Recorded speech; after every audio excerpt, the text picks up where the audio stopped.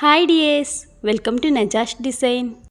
ഇന്ന് വന്നിട്ടുള്ളത് തമ്പനയിൽ കണ്ട പോലെ തന്നെ ഈ ഒരു റോസ് ഫ്ലവറിൻ്റെ എംബ്രോയ്ഡറി വർക്കാണ് കേട്ടോ ചെയ്യുന്നത്. ഈ ഒരു ഗൗണ് ഹൈലൈറ്റ് ചെയ്യാൻ വേണ്ടിയിട്ട് ഞാൻ 2 സ്ലീവ്സിലും അതുപോലെ തന്നെ ബെൽറ്റിലുമാണ് കേട്ടോ ഈ ഒരു എംബ്രോയ്ഡറി ചെയ്തെടുത്തിട്ടുള്ളത്. റോസ് ഫ്ലവർ പാറ്റേണിലാണ് ഈ ഒരു ഡിസൈൻ ചെയ്തിട്ടുള്ളത്. ഇന്നത്തെ വീഡിയോയിൽ ഈ ഒരു കട്ട് ബീഡ്സിൻ്റെ വർക്കാണ് കേട്ടോ ഉൾപ്പെടുത്തിയിട്ടുള്ളത്. ഗൗണിൻ്റെ സ്റ്റിച്ചിങ്ങും കട്ടിങ്ങും ഒക്കെ ഞാൻ പാർട്ട് 2 ആയിട്ട് അപ്ലോഡ് ചെയ്യുന്നതായിരിക്കും. അപ്പോൾ ഈ ഒരു ചാനൽ ആദ്യമായിട്ടാണ് നിങ്ങൾ കാണുന്നതെങ്കിൽ ലൈക്ക് ചെയ്തിട്ടൊന്ന് സപ്പോർട്ടും കൂടി ചെയ്യണേ. അപ്പോൾ ആദ്യം ഈ ഒരു സ്ലീവ്സ് ആണ് കേട്ടോ ഡിസൈൻ ചെയ്തെടുക്കുന്നത്. അപ്പോൾ അതിന് വേണ്ടിയിട്ട് ഇതുപോലെ സ്ലീവ്സിൻ്റെ പീസ് എടുക്കുന്നുണ്ട്. അപ്പോൾ ആദ്യം തന്നെ ഇതുപോലെ ഒരു പേപ്പറിൽ ഈ റോസ് ഫ്ലവറിൻ്റെ ഒരു പാറ്റേൺ വരച്ചെടുത്തിട്ടുണ്ട്. അപ്പോൾ അതിൻ്റെ മുകളിലേക്കായിട്ട് ഈ ഒരു പീസിനെ വെച്ച് കൊടുത്തിട്ട് ആ ഒരു പാറ്റേൺ ഈ ഒരു ക്ലോത്തിലേക്കൊന്ന് നമുക്ക് പകർത്തിയെടുക്കണം. അപ്പോൾ അതിന് വേണ്ടിയിട്ടാണ്. അപ്പോൾ ഈ ഒരു എഡ്ജിലായിട്ടാണ് ഞാൻ ഈ ഒരു റോസ് ഫ്ലവറിൻ്റെ ഒരു പാറ്റേൺ വരച്ചെടുക്കുന്നത്. അപ്പോൾ അതിന് വേണ്ടിയിട്ട് ആദ്യം തന്നെ ഒന്ന് പിൻ ചെയ്തെടുക്കുന്നുണ്ട് കേട്ടോ. ഫാബ്രിക്കും നമ്മുടെ ആ പേപ്പറും കൂടി കൂട്ടിയിട്ടൊന്ന് ഇതുപോലെ പിൻ ചെയ്തെടുക്കുന്നുണ്ട്. അപ്പോൾ നമ്മൾ വരച്ചെടുക്കുമ്പോൾ അത് നീങ്ങി പോവാതിരിക്കാൻ വേണ്ടിയിട്ടാണ്. ഞാനിവിടെ ഫാബ്രിക് മാർക്കർ പെൻസിൽ വെച്ചിട്ടാണ് കേട്ടോ ഒന്ന് അടയാളപ്പെടുത്തിയെടുക്കുന്നത്. ഇതാകുമ്പോൾ നമുക്ക് ലോങ് ലാസ്റ്റ് ആയിട്ട് നിൽക്കും, പെട്ടെന്ന് മാഞ്ഞു പോവുകയൊന്നും ചെയ്യില്ല. ആരി വർക്കൊക്കെ ചെയ്യുമ്പോൾ നമ്മുടെ ആ പാറ്റേണൊക്കെ വരച്ചെടുക്കുക ഈ ഒരു പെൻസിൽ ഉപയോഗിച്ചിട്ടാണ് കേട്ടോ. അപ്പോൾ ഇതുപോലെ ഞാൻ ആ റോസ് ഫ്ലവറിന് മുഴുവനായിട്ടും ഇതുപോലെ വരച്ചെടുക്കുന്നുണ്ട്. ഒന്നിവിടെ മുഴുവനായിട്ടും ഞാൻ വരച്ചെടുത്തിട്ടുണ്ട്. ഇനി ഇതുപോലെ തന്നെ സെക്കൻഡ് ഫ്ലവറും വരച്ചെടുക്കണം. ആ ഒരു ഭാഗം മൊത്തം ടോട്ടൽ 4 ഫ്ലവറാണ് കേട്ടോ വരച്ചെടുക്കുന്നത്. അപ്പോൾ ഇതുപോലെ ആദ്യം വരച്ച ഫ്ലവറിനോട് അടുപ്പിച്ചിട്ടാണ് അടുത്ത ഫ്ലവറും വരച്ചെടുക്കുന്നത്. അപ്പോൾ ഇതുപോലെ ഫാബ്രിക്കിനെ ഒന്ന് വെച്ച് കൊടുത്തിട്ട് 2 ഭാഗത്തായിട്ടൊന്ന് പിൻ ചെയ്തെടുക്കുന്നുണ്ട്. അപ്പോൾ ആദ്യം ചെയ്ത അതേ പാറ്റേണിൽ തന്നെ സെക്കൻഡ് ഫ്ലവറും ഞാൻ ഇതുപോലെ ഒന്ന് വരച്ചെടുക്കുന്നുണ്ട്.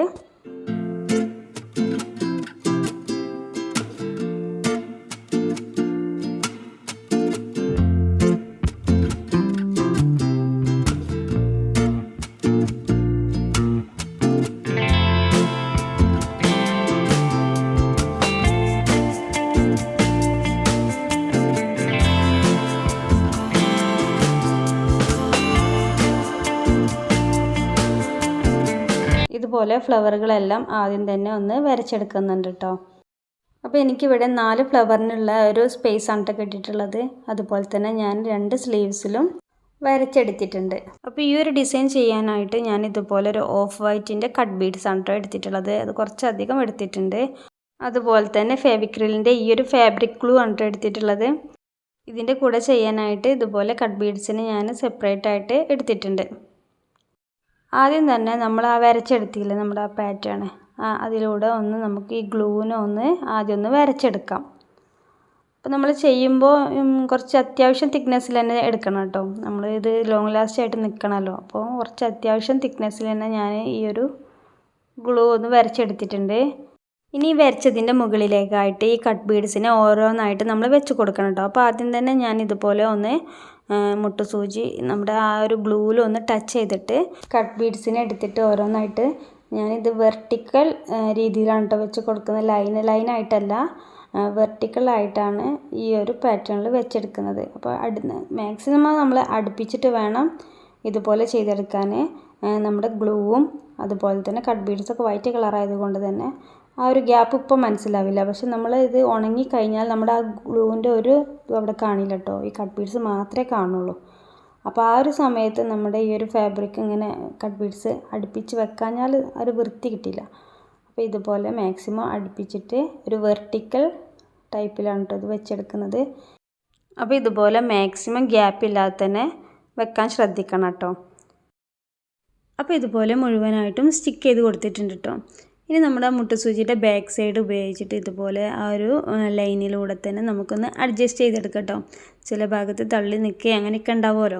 അപ്പോൾ അതിനൊന്നും നമ്മൾ ഇതുപോലെ ഒന്ന് ലെവൽ ചെയ്ത് കൊടുക്കുന്നുണ്ട്. ഈ ഒരു ഗ്ലൂ ഉണങ്ങുന്നതിൻ്റെ മുൻപായിട്ട് തന്നെ ചെയ്തെടുക്കണം കേട്ടോ.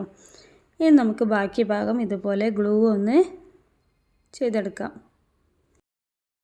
ഇപ്പോൾ കാണിച്ച ഈ ഒരു സെയിം മെത്തേഡിലൂടെ തന്നെയാണ് കേട്ടോ ഈ ഒരു ഫ്ലവർ മൊത്തം ചെയ്തെടുക്കുന്നുണ്ട് കേട്ടോ.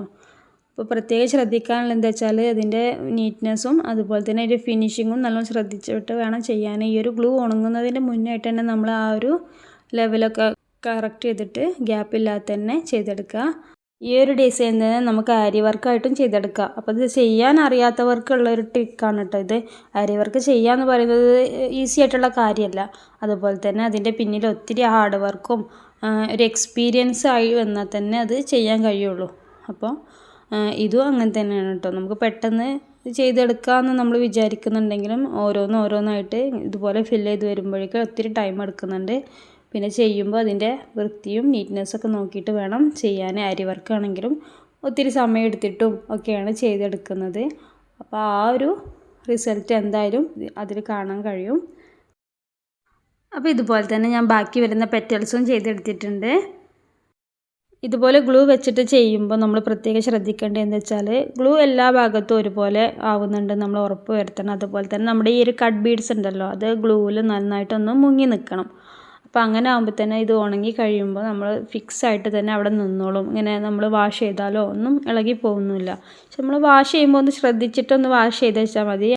അതുപോലെ തന്നെ ഈ ഒരു ഗ്ലൂ ഒന്ന് ഉണങ്ങാനുള്ള സമയം കൂടി നമ്മൾ വിട്ടു കൊടുക്കുക. ഒരു 12 മണിക്കൂർ നമ്മൾ ഈ ഒരു ഗ്ലൂ ഉണങ്ങാൻ വേണ്ടിയിട്ട് ഒന്ന് മാറ്റി വെക്കുക. അത്രയും മതി. ഈ ഒരു ഗ്ലൂ നല്ല രീതിയിൽ തന്നെ സ്റ്റിക്കായി വരുന്നുണ്ട് കേട്ടോ. അപ്പോൾ ഇതുപോലെ ചെയ്യുമ്പോൾ നമുക്ക് കുറച്ചും കൂടി ഈസി ആയിട്ട് പെട്ടെന്ന് തന്നെ ചെയ്തെടുക്കാം കേട്ടോ. നമ്മൾ സൂചി നൂലും വെച്ചിട്ട് ചെയ്യുകയാണെങ്കിലും നമുക്ക് ടൈം എടുത്തിട്ട് വേണം ഈ ഒരു ഡിസൈനൊക്കെ ചെയ്തെടുക്കുമ്പോഴേക്ക് നല്ല ടൈം എടുക്കും. അതുപോലെ ആരി വർക്ക് ആണെങ്കിൽ തന്നെ സ്ഥിരമായിട്ട് ചെയ്യുന്നവർക്ക് ഈസി ആയിരിക്കും. ഒരു ബിഗിനേഴ്സിനൊക്കെ ആണെങ്കിൽ ആരി വർക്ക് ചെയ്യുക എന്ന് പറയുന്നത് ഭയങ്കര ടഫായിട്ടുള്ള കാര്യമാണ്. അപ്പോൾ അവർക്കൊക്കെ ഈ ഒരു മെത്തേഡ് ട്രൈ ചെയ്യാം കേട്ടോ.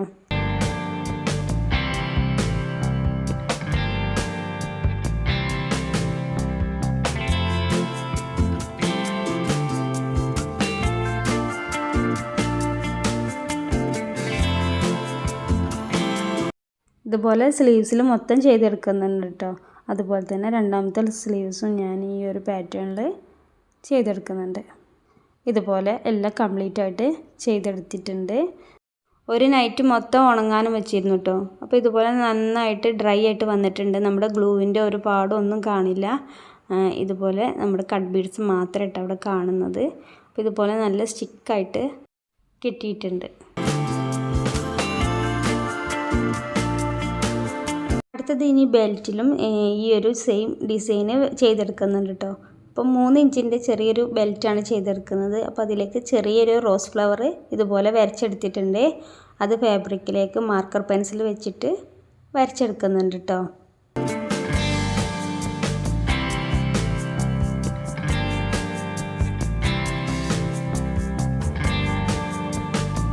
ഈ ഒരു ഫ്ലവർ അടുത്തടുത്തായിട്ട് ഇതുപോലെ വരച്ചെടുക്കാനായിട്ട് ചെയ്യുന്നത്. മാക്സിമം ആ ഒരു ബെൽറ്റിൽ എത്രയോ പോകുന്നത് അത്രയും ഫ്ലവേഴ്സ് വരച്ചെടുക്കുന്നുണ്ട്.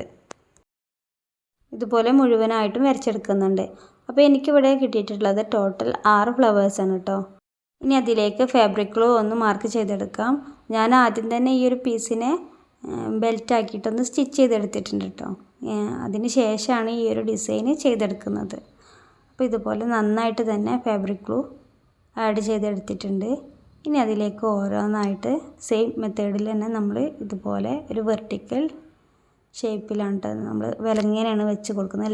ലൈനായിട്ടല്ല, നമ്മൾ വിലങ്ങനായിട്ടാണ് ഈ ഒരു കട്ട് ബീഡ്സ് വെച്ച് കൊടുക്കുന്നത്. ഇങ്ങനെ വെക്കുമ്പോൾ നമുക്ക് കുറച്ചും കൂടി വീതി നമുക്ക് കിട്ടും കേട്ടോ. ആ ഒരു ഡിസൈനിൽ കുറച്ച് മറ്റേതാകുമ്പോൾ അത്ര വീതി കിട്ടില്ല, ഒരു തിന്നായിട്ടായിരിക്കും വരിക. ഇങ്ങനെ ആകുമ്പോൾ കുറച്ചും കൂടി ഒരു തിക്കായിട്ടാണ് കിട്ടുക.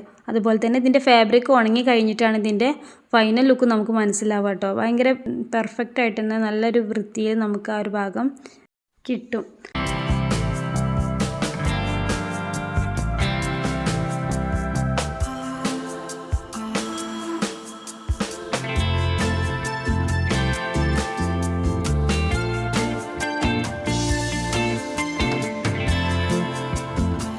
ഈ ഒരു ബെൽറ്റ് ഇതുപോലെ മുഴുവനായിട്ടും ചെയ്തെടുക്കുന്നുണ്ട് കേട്ടോ. അതുപോലെ തന്നെ ഒരു ഡേ മുഴുവനായിട്ടും ഇത് ഡ്രൈ ആവാൻ വേണ്ടിയിട്ട് മാറ്റി വെച്ചിരുന്നു.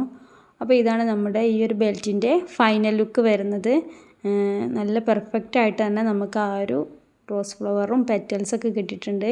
നല്ല ഡ്രൈ ആയിട്ട് ഉണങ്ങിയിട്ടുണ്ട് കേട്ടോ. പെട്ടെന്നൊന്നും കൊഴിഞ്ഞു പോവുകയോ നമ്മൾ വാഷ് ചെയ്താലൊന്നും പെട്ടെന്ന് ഇളകി പോവുകയൊന്നും ചെയ്യില്ല കേട്ടോ.